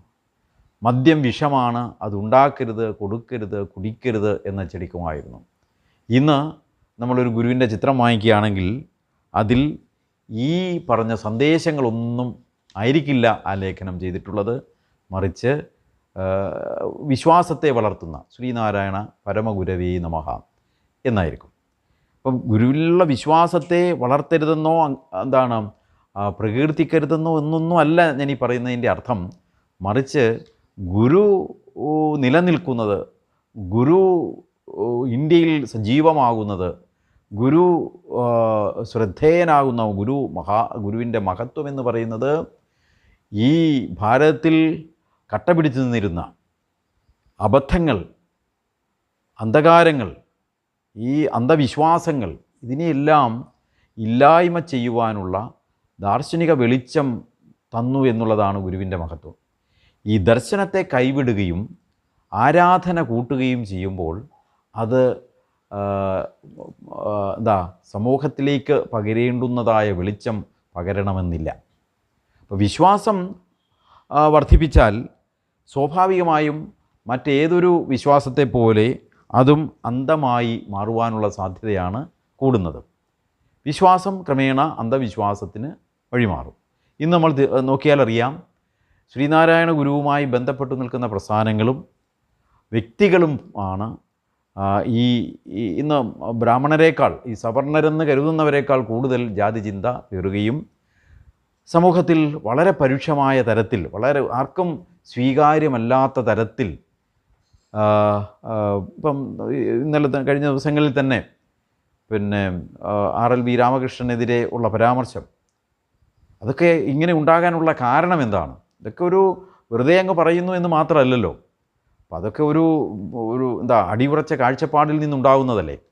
അതൊക്കെ സമൂഹം ഈ സവർണമായ ഒരു മനോഭാവം ഉള്ളിൽ പേറുന്നു എന്നുള്ളതാണ്. അപ്പം അത് ഗുരുവിൽ നിന്ന് അകലുന്നതിൽ നിന്നാണ് ഈ ഈ വർണ്ണചിന്ത വർദ്ധിക്കുന്നത്. ഈ വർണ്ണാശ്രമധർമ്മത്തോടുള്ള ഇഴുകിച്ചേരലാണത്. ഇപ്പം അടുത്ത ജന്മത്തിൽ ബ്രാഹ്മണനാകണം എന്നാഗ്രഹിക്കുന്ന സാമൂഹ്യ പ്രവർത്തകർ ഇല്ലേ? അപ്പം ബ്രാഹ്മണരാകണം എന്ന അടുത്ത ജന്മത്തിലെങ്കിലും ആകണം എന്ന് പറയുമ്പം ഈ ജന്മത്തിലാകാത്തതിൻ്റെ വേദന എത്രയുണ്ടെന്ന് തിരിച്ചറിയണം. അപ്പോൾ ആ ബ്രാഹ്മണ്യം അല്ലെങ്കിൽ ഈ ബ്രാഹ്മണർ എന്ന് പറയുന്ന ആ ഒരു ജാതി അല്ലെങ്കിൽ ആ ഒരു വർണ്ണത്തിന് കൊടുക്കുന്ന പ്രാധാന്യം എത്രയുണ്ട് എന്നുള്ളതാണ് നമ്മൾ മനസ്സിലാക്കേണ്ടുന്നത്. ഇപ്പം ഏതോ ക്ഷേത്രങ്ങളിൽ കേരളത്തിലും ഇപ്പോൾ അത്തരത്തിലുള്ള വിശ്വാസധാരയിലേക്ക് നമ്മൾ മാറുകയാണ്. കർണാടകത്തിലൊക്കെ ഏതോ ഈ ബ്രാഹ്മണർ കഴിച്ചിട്ട് അതിൻ്റെ അവശിഷ്ടത്തിൽ കിടന്നുരുണ്ടാൽ അടുത്ത ജന്മം ബ്രാഹ്മണരാകാം എന്ന് പ്രതീക്ഷിച്ച് ഇന്ത്യയുടെ പല ഭാഗത്തു നിന്നും അബ്രാഹ്മണരായിട്ടുള്ളവർ അവിടേക്ക് വണ്ടി കയറി ചെല്ലുന്നു, ഈ എച്ചിൽ കിടന്ന് ഉരുളുന്നു. ഇതൊക്കെ എന്തിനാണ്? ഇതൊക്കെ എന്തുകൊണ്ടാണ്? ഈ ബ്രാഹ്മണർ എന്ന് പറയുന്നത് എന്തോ വലിയൊരു സംഗതിയാണ്. ബ്രാഹ്മണരാകുക എന്നുള്ളത്, അപ്പോൾ കഴിഞ്ഞ ദിവസം ഒരു സോഷ്യൽ മീഡിയയിൽ ഒരു ലേഡി പറയുന്നു, ഭാരതത്തിലുള്ള എല്ലാവരുടെയും ഉള്ളിൻ്റെ ഉള്ളിൽ ഉള്ളൊരു താത്പര്യമാണ് ഈ ബ്രാഹ്മണരാകുക എന്നുള്ളത്. അപ്പോൾ ബ്രാഹ്മണരോടുള്ള ആ വിധേയത്വം ഭാരതത്തിലുള്ള എല്ലാവരുടെയും ഒരു മാനസികമായ അവസ്ഥയാണ് എന്ന് വരുത്തി തീർത്തിരിക്കുക. അപ്പോൾ ഇവിടെയെല്ലാം വളരെ പർപ്പസീവായിട്ട്, വളരെ കൃകൃത്യമായ കണക്കുകൂട്ടലുകളോടുകൂടി ഈ ബ്രാഹ്മണ്യത്തെ ഉറപ്പിച്ചു നിർത്തുക, അല്ലെങ്കിൽ ഈ വർണ്ണാശ്രമധർമ്മത്തെ സനാതനമാക്കുക എന്നുള്ള വലിയ തെറ്റാണ് ചെയ്തുകൊണ്ടിരിക്കുന്നത്. അപ്പം ഇല്ലാത്തതായ വർണ്ണാശ്രമത്തെ, യുക്തിക്കു നിരക്കാത്ത ഈ വർണ്ണവ്യവസ്ഥയെ ശാശ്വതമാക്കി നിലനിർത്തുക എന്നുള്ളതാണ് ഇന്ന് ഭാരതത്തിൽ നടന്നുകൊണ്ടിരിക്കുന്ന പ്രക്രിയ. അതിനൊരു അപവാദം, അപ്പം ഈ വർണ്ണാശ്രമധർമ്മത്തിൻ്റെ ഇല്ലായ്മ, ഈ പുരുഷ സൂക്തത്തിൻ്റെ ഇല്ലായ്മ, അതിൻ്റെ കാപട്യം ഇത്ര കൃത്യമായി വിളിച്ചറിയിക്കുന്നത് ശ്രീനാരായണ ഗുരുവല്ലാതെ മറ്റാരുമില്ല.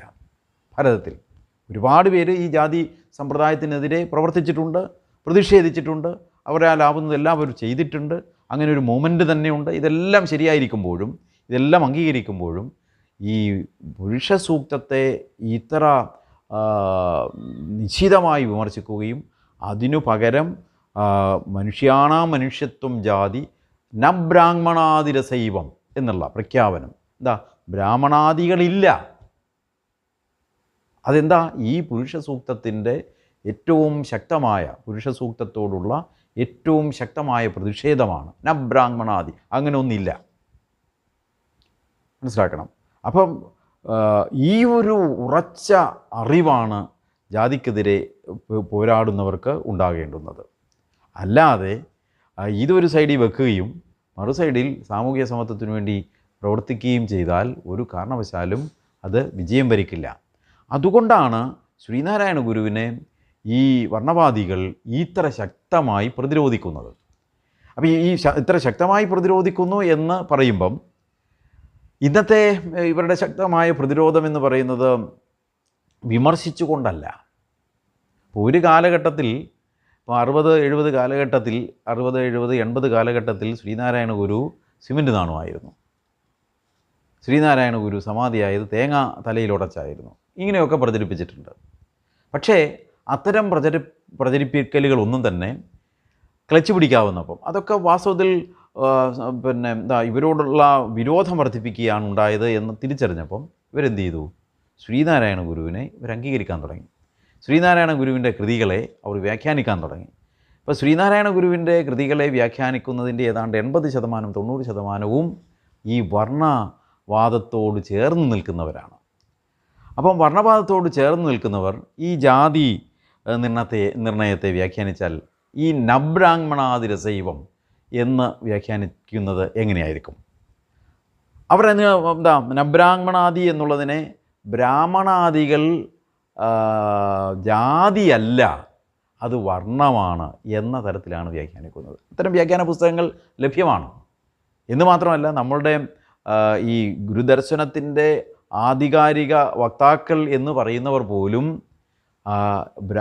നബ്രാഹ്മണാദി എന്നുള്ളത് ബ്രാഹ്മണാദികളില്ല എന്ന, ന എന്നുള്ളതിന് ഇല്ല എന്നല്ല അർത്ഥം കൊടുക്കുന്നത്, അല്ല എന്നാണ്. എന്ന് പറഞ്ഞാൽ ബ്രാഹ്മണാദികൾ ജാതിയല്ല, പിന്നെന്താ, അത് വർണ്ണമാണ്. കണ്ടോ, വ്യാഖ്യാനം പോയില്ലേ? അപ്പം ഈ തരത്തിൽ ഇപ്പം ഗുരുവിൻ്റെ ജാതി നിർണയത്തെ വികലമായി വ്യാഖ്യാനിച്ച്, ഇപ്പം തൊട്ടു മുമ്പ് ഞാനൊരു ലേഖനം, കേസരിയിൽ വന്ന ലേഖനമാണ്. കേസരിയിൽ വന്ന ലേഖനത്തിൽ ദൈവദശകത്തിലെ ദൈവം എന്നാണ് അതിൻ്റെ ടൈറ്റിൽ. കേസരിയിൽ എഴുതിയ ഒരു ലേഖനത്തിൻ്റെ തലക്കെട്ടാണ് ദൈവദശകത്തിലെ ദൈവം. അപ്പം എന്തായിരിക്കും അതിൽ പ്രതീക്ഷിക്കുന്നത്? ഇപ്പം നിങ്ങൾ ഇതുവരെ ചിന്തിക്കാത്ത ഒരു വ്യാഖ്യാനമാണ് അതിൽ ലേഖിക എഴുതിയിരിക്കുന്നത്. ദൈവദശകത്തിലെ ദൈവം ശ്രീരാമനാണ് എന്ന് സമർത്ഥിക്കുകയാണ് ആ ക്ഷേത്രത്തിൽ, ആ ലേഖനത്തിൽ. വളരെ തമാശാണ്. ഒന്നൊന്നായി എണ്ണി എണ്ണി തൊട്ടെണ്ണും പൊരുളൊടുങ്ങിയാലെന്ന് ദൈവശം പറയുമ്പോൾ ഈ ഒന്നൊന്നായി എണ്ണുക എന്ന് പറഞ്ഞാൽ എന്താണെന്നറിയാമോ? ലേഖിക പറയുകയാണ്, ശ്രീരാമൻ്റെ ആവനാഴിയിൽ നിന്ന് എടുത്ത ഈ തിന്മകൾക്കെതിരെ എയ്ത അമ്പുകളാണ് ഓരോന്നും, ആ ഓരോ അമ്പുകളും എണ്ണുക എന്നാണ് ഗുരു പറഞ്ഞിരിക്കുന്നത് എന്ന്. ഇത്രയും ക്രൂരമായി ഗുരുദർശനത്തെ ദുർവ്യാഖ്യാനം ചെയ്യുവാൻ ഈ ഹൈന്ദവ സമൂഹത്തിനല്ലാതെ വേറെ ആർക്കാണ് കഴിയുക? ഈ ഹിന്ദുത്വത്തിൻ്റെ വക്താക്കൾക്കല്ലാതെ വേറെ ആർക്കാണ് കഴിയുക എന്ന് തിരിച്ചറിയണം. എന്തുകൊണ്ടാണ് ഇങ്ങനെ ദുർവ്യാഖ്യാനം ചെയ്യുന്നത്? അപ്പോൾ ഗുരുവിൻ്റെ ഓരോ വാക്കും പ്രവൃത്തിയും ഈ ഹിന്ദു ധർമ്മത്തെ സ്ഥാപിക്കാൻ വേണ്ടിയാണ് എന്ന് വരുത്തി തീർക്കേണ്ടത് അവരുടെ ആവശ്യമായി മാറിയിരിക്കുന്നു. എന്തുകൊണ്ടെന്നാൽ ഇന്നും ഭാരതത്തിൽ ഈ ചെയ്തികൾ, കാരണം ഈ ഹിന്ദു മതം നിലനിൽക്കുന്ന ജാതി വ്യവസ്ഥയിലാണല്ലോ. ഹിന്ദു മതത്തിൻ്റെ നിലനിൽപ്പെന്ന് പറയുന്നത് ജാതി വ്യവസ്ഥയായതുകൊണ്ട് തന്നെ അതിനെതിരെ ശക്തമായി അല്ലെങ്കിൽ ഏറ്റവും അടിത്തറ ഇളക്കുന്ന തരത്തിൽ പ്രവർത്തിച്ചിട്ടുള്ള ശ്രീനാരായണ ഗുരുവിൻ്റെ ദർശനത്തെ ദുർവ്യാഖ്യാനിക്കേണ്ടത് ഈ ഹിന്ദുധർമ്മം ഹൈന്ദവധർമ്മം നിലനിർത്തണം എന്ന് ആഗ്രഹിക്കുന്നവർക്ക് അത്യന്താപേക്ഷിതമാണ്. അവർക്കിത് ഒഴിവാക്കി ഒന്നും ചെയ്യാൻ സാധിക്കത്തില്ല. അപ്പം ഹിന്ദു മതത്തോടോ ഹിന്ദുധർമ്മത്തോടോ ഒന്നും നമുക്ക് യാതൊരു വിരോധവുമില്ല. പക്ഷേ ഈ സ്വതന്ത്രമായി ഈ മാനവധർമ്മത്തെ ഗുരുവിൻ്റെ മാനവധർമ്മത്തെ ബോധപൂർവം തെറ്റിദ്ധരിപ്പിച്ച് ക്രൂരമായി ദുർവ്യാഖ്യാനം ചെയ്യുക, അതാണ് എൻ്റെ വാക്ക്. ഇത്രയും ക്രൂരമായി ദുർവ്യാഖ്യാനം ചെയ്യുമ്പോൾ അതിനോട് പ്രതിഷേധിക്കാതിരിക്കുവാൻ ഗുരുവിനെ ഹൃദയത്തിൽ സൂക്ഷിക്കുന്ന ഒരാൾക്ക് കഴിയില്ല. അതാണ്. അല്ലാതെ മറ്റൊന്നിനോടുള്ള വിരോധമോ ഈ ഇന്ന് നാട്ടിൽ നടക്കുന്ന എന്തിനോടുമുള്ള അതിനോടൊക്കെ ചേരാതിരിക്കാൻ നിവർത്തിയില്ല. പക്ഷേ ഈ മനുഷ്യൻ്റെ നന്മയ്ക്ക് വേണ്ടി മാനവധർമ്മത്തെ ഉയർത്തിക്കാട്ടിയ ഈ മഹാഗുരുവിൻ്റെ ദർശനത്തെ ഇത്ര ദുർവ്യാഖ്യാനം ചെയ്യുന്നതിൻ്റെ പിന്നിലുള്ള രഹസ്യം തിരിച്ചറിയുമ്പോൾ അത് പറയാതിരിക്കുവാൻ നിവർത്തിയില്ല. അതുകൊണ്ട് പറഞ്ഞു പോകുന്നു എന്ന് മാത്രമാണ്. അപ്പോൾ ഗുരുവിൻ്റെ ജാതി ദർശനത്തെ തമസ്കരിക്കേണ്ടുന്നത് ഇന്ന് ഈ ജാതി ഊട്ടിയുറപ്പിക്കേണ്ടുന്നവരുടെ ആവശ്യമാണ്. ഗുരു ഇത്തരം ഈ സാധ്യതകളെയെല്ലാം വളരെ സംയുക്തമായിട്ടാണ് നിഷേധിച്ചിട്ടുള്ളത്. പിന്നെ നമ്മൾ കരുതുന്ന ഒരു ജാതിയിൽ നിന്നല്ലോ പിറന്നിടുന്നു സന്തതി, നരജാതി ഇത് ഓർക്കുമ്പോൾ ഒരു ജാതിയിലുള്ളതാം. അപ്പം നമ്മുടെ കോമൺ സെൻസിനെ ഗുരു അവിടെ ശക്തിപ്പെടുത്തുകയാണ്. നമ്മളൊന്ന് ആലോചിക്കുക, ഇതൊക്കെ ഇങ്ങനെ ഈ തരത്തിലുള്ള ദുർവ്യാഖ്യാനങ്ങളെല്ലാം നടക്കുമ്പോഴും മനുഷ്യരെല്ലാം ഒന്നാണ് എന്നുള്ളതും ജാതി ഇല്ലാത്തതാണെന്നും തിരിച്ചറിയുവാൻ നമുക്ക് ഗുരുവിൻ്റെ വരികളിലൂടെ കഴിയേണ്ടതാണ്. ഒരു ജാതിയിൽ നിന്നല്ലോ പിറന്നിടുന്നു സന്തതി. സ്ത്രീയിൽ നിന്നല്ലേ മനുഷ്യക്കുഞ്ഞുണ്ടാവൂ. അപ്പോൾ അത് അങ്ങനെ നോക്കുമ്പം നരജാതി ഇതോർക്കുമ്പോൾ ഒരു ജാതിയിൽ ഉള്ളതാം. വേറെ ഏതെങ്കിലും ഒരു ഇനത്തോട് ചേർന്ന് ഒരു മനുഷ്യക്കുഞ്ഞുണ്ടാകുമോ? ഉണ്ടാകുകയില്ല. അതുകൊണ്ട്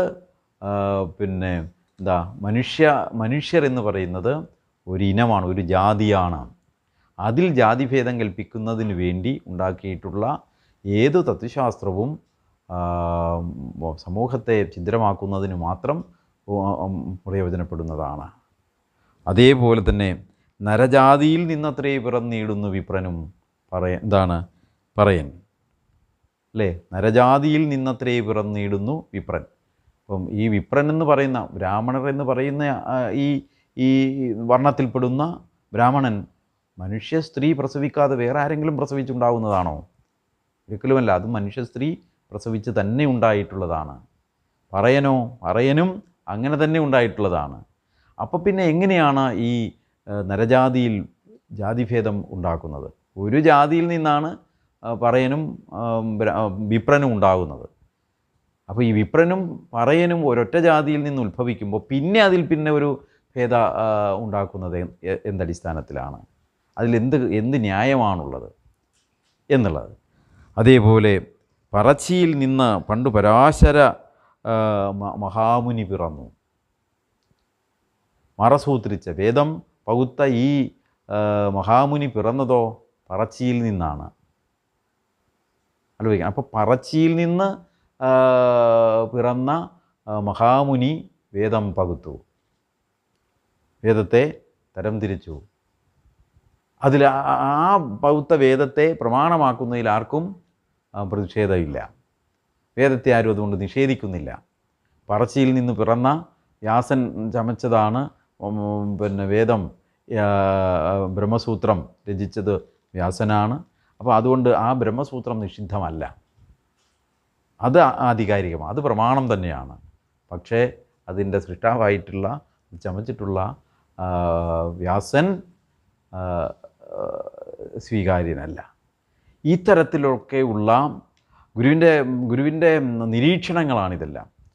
ഇല്ലാത്തതാണ് ജാതി എന്ന് ബോധ്യപ്പെടുത്തുന്നതിന് വേണ്ടി ഗുരു ഈ പറഞ്ഞ യുക്തികളെല്ലാം തന്നെ നിരത്തുന്നു.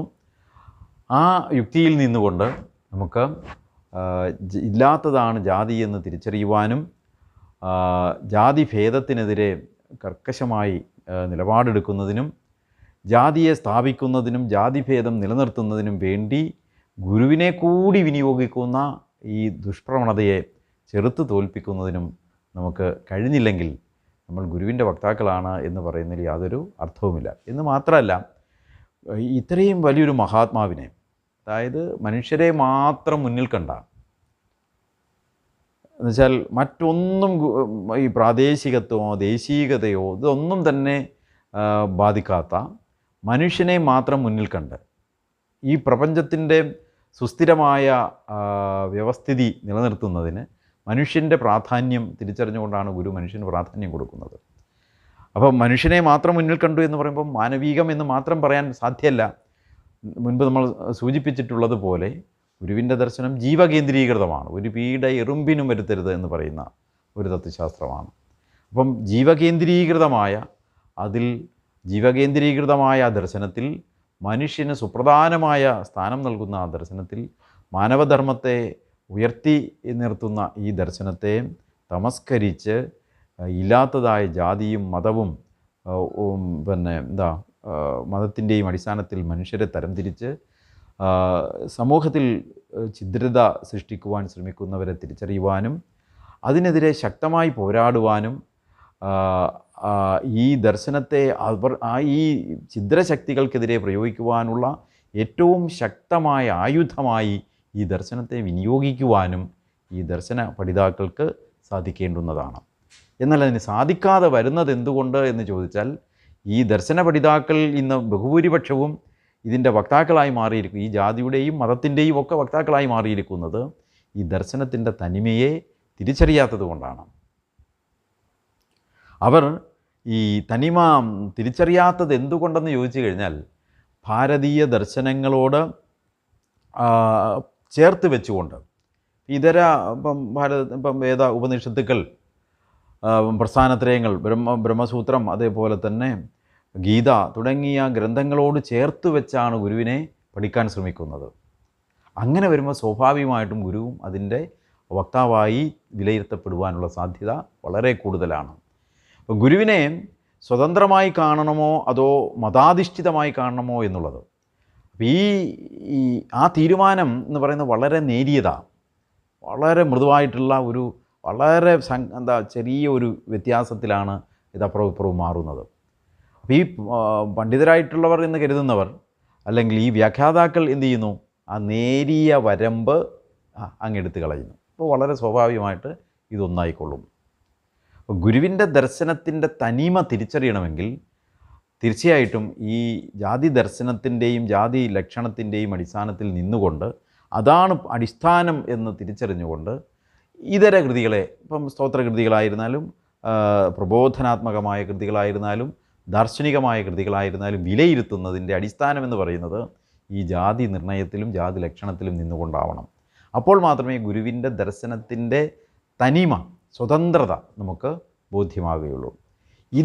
ഈ സ്വതന്ത്രതയിൽ നിന്നുകൊണ്ട് ഗുരു ദർശനത്തെ വ്യാഖ്യാനിച്ചാൽ മാത്രമേ ഈ ഭാരതീയ തത്വസംഹിതയിൽ നിന്ന് ഗുരുദർശനം എങ്ങനെ വേറിട്ട് നിൽക്കുന്നു എന്ന് തിരിച്ചറിയുവാൻ സാധിക്കത്തുള്ളൂ. ഇപ്പം ഇത് കൂട്ടിക്കലർത്താനാണ് ശ്രമിക്കുന്നത്. അപ്പോൾ അതുപോലെ തന്നെയാണ് ക്ഷേത്ര പ്രതിഷ്ഠയെ സംബന്ധിച്ചിട്ടുള്ള കാര്യങ്ങളും. അവിടെയും ഇപ്പം ഗുരു ക്ഷേത്രങ്ങൾ പ്രതിഷ്ഠിച്ചു എന്നുള്ളത് വാസ്തവമാണ്. ഇത്രയേറെ ക്ഷേത്രപ്രതിഷ്ഠകൾ ചെയ്ത മറ്റൊരു സന്യാസിയും ഇന്ത്യയിലില്ല എന്ന് പറയുന്നതും ശരി തന്നെയാണ്. പക്ഷേ ഗുരു ക്ഷേത്രങ്ങൾ പ്രതിഷ്ഠിച്ചത് എന്തിനു വേണ്ടിയായിരുന്നു എന്ന് ചിന്തിക്കുമ്പോൾ, ഗുരുവിൻ്റെ ക്ഷേത്രപ്രതിഷ്ഠകളിലൂടെ കടന്നു പോകുമ്പോൾ ക്ഷേത്രങ്ങളുണ്ടാക്കുക, പ്രതിഷ്ഠകളുണ്ടാകുക, വിശ്വാസം വർദ്ധിപ്പിക്കുക, ആരാധനാ സമ്പ്രദായങ്ങളെ ഊട്ടിയുറപ്പിക്കുക, ഇതൊന്നും ആയിരുന്നില്ല ഗുരുവിൻ്റെ ലക്ഷ്യം എന്ന് തിരിച്ചറിയാൻ സാധിക്കും. പക്ഷെ അങ്ങനെ വ്യാഖ്യാനിക്കുവാൻ, അങ്ങനെ അറിയുവാൻ വളരെ എളുപ്പമാണ്. ക്ഷേത്രങ്ങൾ ഉണ്ടാക്കി പ്രതിഷ്ഠ നടത്തി എന്തിനാ? പൂജ ചെയ്യാനും വിശ്വാസം വളർത്താനും ആചാരം പാലിക്കാനും ആചാരങ്ങളെ വളർത്താനും എന്ന് കരുതാൻ ആർക്കാണ് സാധിക്കാത്തത്? പക്ഷേ ക്ഷേത്രങ്ങൾക്ക് വേറിട്ട മാനമുണ്ട് എന്നറിയുമ്പോഴാണ് ഗുരുവിൻ്റെ ക്ഷേത്രപ്രതിഷ്ഠാ പ്രക്രിയയെ ജാതിക്കും മതത്തിനുമെതിരായിട്ട്, അല്ലെങ്കിൽ ജാതിക്കും മതത്തിനും അതീതമായി മനുഷ്യരെ വളർത്തുന്നതിന് വേണ്ടി ഈശ്വരനിലേക്ക് മനുഷ്യരെ ഈ വിഗ്രഹത്തിലൂടെ പഞ്ചകത്വം വിഗ്രഹത്തിലൂടെ വിഗ്രഹങ്ങളെ ഇല്ലാതാക്കുന്ന തരത്തിലുള്ള ഒരു സമ്പ്രദായമായിരുന്നു ഗുരുവിൻ്റെ ക്ഷേത്ര പ്രതിഷ്ഠാ പ്രക്രിയ എന്ന് തിരിച്ചറിയാൻ സാധിക്കും. ഞാനിത് പറയുന്നത് ഗുരുവിൻ്റെ ഓരോ ചെയ്തിയെയും നമ്മൾ സൂക്ഷ്മമായി വിലയിരുത്തുമ്പം നമുക്ക് ഈ വ്യത്യസ്തത തിരിച്ചറിയാൻ സാധിക്കും. ഈ വ്യത്യസ്തത തിരിച്ചറിയാൻ സാധിക്കാത്തിടത്തോളം ഗുരുവിനെ നമ്മൾ തിരിച്ചറിയുന്നില്ല എന്നുള്ളതാണ് വസ്തുത. ഇന്ന് ഗുരുവിനെ പഠിപ്പിക്കുന്നവരെല്ലാം തന്നെ, ഗുരുവിനെ പഠിപ്പിക്കുന്നവരും പ്രസ്ഥാനങ്ങളും എല്ലാം തന്നെ ഈ ഗുരുവിൻ്റെ തനിമയെ വിസ്മരിച്ചിട്ട്, ഗുരുവിൻ്റെ സ്വതന്ത്രതയെ വിസ്മരിച്ചിട്ട്, ഗുരു ലക്ഷീകരിച്ചത് എന്താണ് എന്ന് തിരിച്ചറിയാതെ ഈ കടലിൽ പെട്ടുപോകുകയാണ് ചെയ്യുന്നത്. കടൽ വളരെ ബൃഹത്താണ്. അപ്പം ഈ ആറും തോടുമൊക്കെ ആറും തോടുമായിരിക്കാൻ ഇനി എത്ര കാലം കഴിയും, ഈ കടലല്ലേ ലക്ഷ്യം എന്ന നിലയിൽ ഈ കടലിൽ തന്നെ അങ്ങ് ആദ്യം തന്നെ ഇപ്പം ആറിൻ്റെയും തോടിൻ്റെയും സ്വാഭാവികമായ സ്വതന്ത്രമായ നിലനിൽപ്പ് ഇല്ലാതാക്കി ഈ കടലിൽ കൊണ്ട് ചാടിക്കുകയാണ് ചെയ്യുന്നത്. അങ്ങനെ വരുമ്പം സ്വാഭാവികമായിട്ടും ഇതിൻ്റെ തനിമ ഇല്ലാതായി പോകും എന്ന് തിരിച്ചറിയണം. ഗുരുവിൻ്റെ ജാതി നിർണയം കൃത്യമായും പഠിച്ച് ഈ വർണ്ണവ്യവസ്ഥയെ ഉൾക്കൊള്ളുന്ന തരത്തിലുള്ള ഒരു നീക്കവും ആരുടെ ഭാഗത്തുനിന്നും ഉണ്ടാകാതിരിക്കുവാൻ ശ്രമിക്കേണ്ടതാണ്. അപ്പോൾ മാത്രമേ ശ്രീനാരായണ ഗുരു പ്രസക്തനാകുന്നുള്ളൂ, ഗുരുവിൻ്റെ ദർശനം പ്രസക്തമാകുന്നുള്ളൂ. ഈ ദർശനത്തെയും ധർമ്മത്തെയും പ്രചരിപ്പിക്കുന്നതിന് വേണ്ടിയാണ് ശ്രീനാരായണ ധർമ്മ പരിപാലന യോഗവും അതേപോലെ തന്നെ ശിവഗിരി ശ്രീനാരായണ ധർമ്മ സംഘവും ഗുരു സ്ഥാപിച്ചത്. അപ്പോൾ ശ്രീനാരായണ പ്രസ്ഥാനങ്ങൾ ജാതി പറയുന്നത് ഒരിക്കലും ജാതിയെ വളർത്തുന്നതിന് വേണ്ടിയല്ല, മറിച്ച് ജാതിഭേദത്തെ ഇല്ലാതാക്കുന്നതിന് വേണ്ടിയാണ്. ഈ വസ്തുതയും സമൂഹം തിരിച്ചറിയേണ്ടതുണ്ട്. അപ്പം SNDP യോഗം ഇപ്പം ജാതിഭേദത്തെ സംബന്ധിച്ചോ ജാതി ഈ ചിന്തയ്ക്ക് ജാതി ചോദിക്കരുതെന്നോ പറയരുതെന്നോ വിചാരിക്കരുതോ എന്നൊന്നും ആരും പറഞ്ഞ് കേൾക്കുന്നില്ല. എന്നാൽ ശ്രീനാരായണ പ്രസ്ഥാനങ്ങൾ വളരെ ശക്തമായി ഉന്നയിച്ചു കൊണ്ടിരുന്ന ഇത്തരം ഗുരുവിൻ്റെ സന്ദേശങ്ങളാണ് ശ്രീനാരായണ പ്രസ്ഥാനങ്ങളുടെ മുദ്രാവാക്യമായിരുന്നത്. ഇന്നിപ്പോൾ അത്തരം മുദ്രാവാക്യങ്ങളില്ല. അത്തരം മുദ്രാവാക്യങ്ങളില്ലാതെ പോയപ്പം സംഭവിച്ചത് ഗുരുവിൻ്റെ ദർശനത്തിൻ്റെ സാമൂഹിക പ്രസക്തി നഷ്ടപ്പെടുന്നു എന്നുള്ളതും, അതേപോലെ ഗുരുവിൻ്റെ ദർശനത്തിന് ഒരു സാമൂഹിക മാറ്റം ഉണ്ടാക്കാൻ ഇപ്പം നമ്മൾ ഇന്ന് ഈ സമൂഹം ഈ നിലയിലെത്തിയതിൻ്റെ പിന്നിൽ ഒരു സാമൂഹിക പരിവർത്തനം സംഭവിച്ചിട്ടുണ്ട്. അപ്പോൾ ആ സാമൂഹിക പരിവർത്തനത്തിന് ഏറ്റവും ചാലകശക്തിയായി നിന്നിരുന്നത് ഗുരുവിൻ്റെ ദർശനമായിരുന്നു. പക്ഷേ ഈ ഗുരുവിൻ്റെ ദർശനത്തെ ചേരാൻ പാടില്ലാത്തതിനോട് ചേർത്തതോടുകൂടി ഈ കടലിനോട് ചേർത്തതോടുകൂടി ഇപ്പം കടലിൽ കായം കലക്കുക എന്ന് പറഞ്ഞൊരു പ്രയോഗം തന്നെ ഉണ്ടല്ലോ. അപ്പോൾ കായത്തിന് കായത്തിൻ്റേതായ ഗുണവും രുചിയും മണവും എല്ലാം ഉണ്ട്. പക്ഷേ ഈ കായം കൊണ്ട് കടലിൽ കലർത്തിക്കഴിഞ്ഞാൽ ഈ കായത്തിൻ്റെ ഗുണം പിന്നെ ഉണ്ടാവില്ല. അപ്പോൾ കായമായിരിക്കുമ്പോൾ മാത്രമേ കായത്തിൻ്റെ പ്രയോജനമുള്ളൂ. നിലവിൽ ഗുരുവിനെ പഠിക്കുന്നവർ പ്രസ്ഥാനങ്ങളെല്ലാം തന്നെ ചെയ്തുകൊണ്ടിരിക്കുന്നത് ഈ സിദ്ധ ഔഷധമായ ഈ കായത്തെ ഈ ഉപ്പുവെള്ളത്തിൽ കലർത്തി ഇല്ലാതാക്കി കളയുകയാണ് എന്നുള്ളത് നമ്മൾ തിരിച്ചറിയണം. അവിടെ നമുക്ക് ഈ കായത്തെ സംരക്ഷിക്കുവാൻ, ഈ കായമായിരിക്കേണ്ടുന്നതിൻ്റെ ആവശ്യകത തിരിച്ചറിഞ്ഞ് ഈ കായത്തെ സമൂഹത്തിൽ ബാധിച്ചിട്ടുള്ള രോഗങ്ങളെ ഇല്ലാതാക്കുവാൻ, പ്രയോഗിക്കുവാൻ വേണ്ടി കാത്തു സൂക്ഷിക്കേണ്ടുന്നത് നമ്മുടെ മൗലികമായിട്ടുള്ള ധാർമ്മികമായിട്ടുള്ള കർത്തവ്യമാണ്. അത് നിർവഹിക്കുവാൻ ഈ ദർശന പഠനം നമ്മളെ സഹായിക്കേണ്ടുന്നതാണ്. ഈ ദർശന പഠനം അതിന് സഹായിക്കാതിരിക്കുന്നത് എന്തുകൊണ്ടെന്ന് ചോദിച്ചാൽ ഈ വലുതിനോട് പ്രമാണങ്ങളോട് ചേർന്ന് നിൽക്കുന്നത് കൊണ്ടാണ്. ഈ സന്ദർഭത്തിൽ കുമാരനാശാൻ ആത്മോപദേശ ശതകത്തിന് വ്യാഖ്യാനം എഴുതി തൃപ്പാദങ്ങളെ കാണിച്ചപ്പോൾ ഗുരു അത് കേട്ടിട്ട് ഇങ്ങനെ മൊഴിഞ്ഞു എന്നാണ് പറയുന്നത്. കൊള്ളാം, കുമാരു വൈക്കോല് കെട്ടാൻ വേറെ വള്ളി അന്വേഷിച്ച് പോയിരിക്കുന്നു എന്ന്. അപ്പോൾ വൈക്കോല് മുറുകണമെങ്കിൽ വൈക്കോല് കൊണ്ട് തന്നെ കെട്ടി മുറുക്കണം. എന്നാലേ വൈക്കോൽ മുറുകൂ. വൈക്കോൽ കെട്ടാൻ വേറെ വള്ളി കൊണ്ട് കെട്ടിയാൽ അതൊരിക്കലും മുറുകത്തില്ല. ഇന്ന് ഗുരുവിൻ്റെ ദർശനത്തെ വ്യാഖ്യാനിക്കുന്നവരെല്ലാം തന്നെ ഈ ഗുരു അന്ന് മൊഴിഞ്ഞ ആ വാക്കുകൾ തന്നെയാണ് ഇന്ന് പ്രസക്തമായിരിക്കുന്നത്. എല്ലാവരും വൈക്കോൽ കെട്ടുന്നതിന് വേറെ വള്ളി കൊണ്ടാണ് കെട്ടുന്നത്. ഗുരുദർശനത്തെ വേറെ വള്ളി കൊണ്ട് കെട്ടിയാൽ അതൊരിക്കലും ഉറയ്ക്കുകയില്ല. ഗുരുദർശനത്തെ ഗുരുദർശനം കൊണ്ട് തന്നെ പ്രതിപാദിച്ചാൽ മാത്രമേ അത് സ്വതന്ത്രമായും അതിൻ്റെ തനിമയോടും വ്യതിരിക്തതയോടും കൂടി നിൽക്കുകയുള്ളൂ. അതാണ് ആവശ്യം. ആ ആവശ്യത്തിലേക്ക് ചിന്തിക്കുവാൻ എല്ലാവർക്കും കഴിയട്ടെ എന്ന് ആശംസിച്ചുകൊണ്ടും ഗുരുദർശനത്തിൻ്റെ അനിതര സാധാരണത്വം തിരിച്ചറിയുവാൻ ഗുരുദർശനത്തെ പഠിക്കുന്നവർക്ക് കഴിയേണ്ടതും ആ നിലയിൽ ഗുരുദർശനത്തെ വിനിയോഗിക്കേണ്ടതും ആവശ്യമാണ്. അങ്ങനെ ചെയ്യാതെ വന്നാൽ ഇത് അപ്രസക്തമാകും എന്നുള്ളതും ഓർമ്മപ്പെടുത്തിക്കൊണ്ട് ഈ ജാതി നിർണയ പഠന ക്ലാസ് ഇങ്ങനെ അവസാനിപ്പിക്കുകയാണ്. എല്ലാവർക്കും നമസ്കാരം.